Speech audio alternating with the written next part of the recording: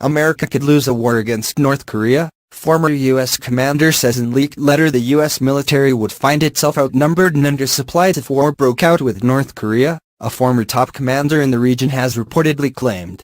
American troops are vastly outnumbered by North Korean forces, as well as allied forces that will conduct the overwhelming majority of the fighting, according to retired Lieutenant General Jean-Marc Jouas. They would also face problems in getting reinforcements or new supplies, he claimed, saying fresh troops may well find their bases subject to attack by conventional or chemical weapons, which will further delay their entry into the war.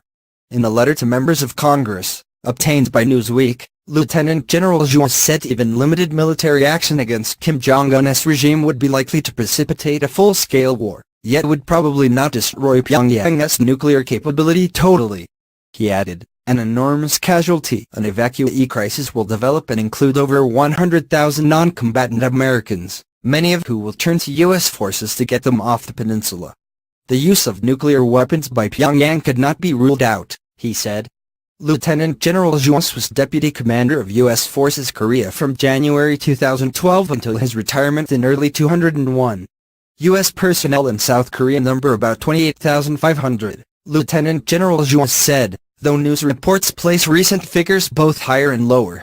An all-out war with North Korea would be bloody in the extreme, experts believe, as the country has huge amounts of ordnance aimed at Seoul, the South's capital, which is just a few dozen miles from the demilitarized zone.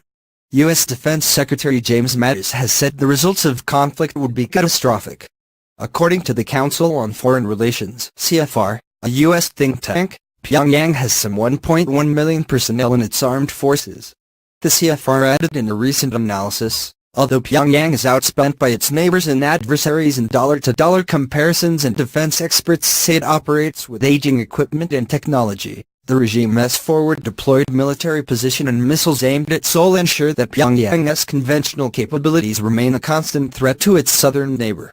Lieutenant General Jouas' letter comes at a time of heightened tension between the U.S. and North Korea, and as U.S. President Donald Trump is in the middle of a tour of the Asia-Pacific. However, Mr. Trump appears to have introduced a hint of a softer tone to his statements on North Korea. In Seoul earlier this week he said, it makes sense for North Korea to come to the table and make a deal that is good for the people of North Korea and for the world. Previously, he has threatened fire and fury.